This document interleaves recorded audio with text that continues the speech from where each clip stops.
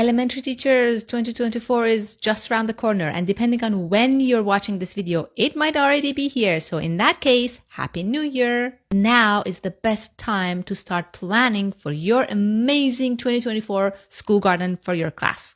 This happens to many teachers every year. They come to me when the weather starts getting better and the spring is around the corner, and they are reminded by the weather, by Mother Nature, that oops, I wanted to grow a school garden this year, so let's get started in spring. And that would be too late. I don't want that to happen to you. So we are going to be talking about all aspects of planning because it needs to happen now.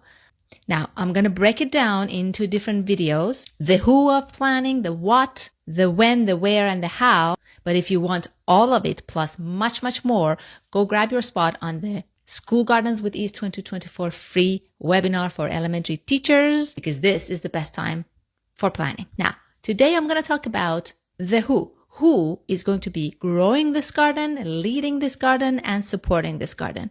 This is the most important part of planning. The growing has to be done by the students and the students only. That means no parents, no teachers, no custodians, no building managers, no vendors, no community partners, none of that. No adults should be touching any aspect of growing this garden. Growing doesn't just mean growing.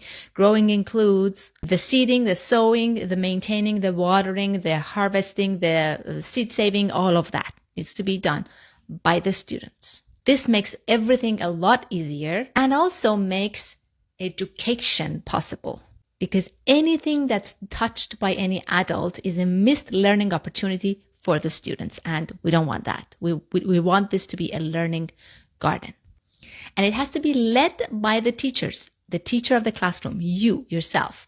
Not by parents, not by anybody else, not any other adult, not a vendor or a community partner like myself. I'm telling you, I, with a decade of experience of doing this, should not be the one who's leading your school garden project. It should be you and your colleagues.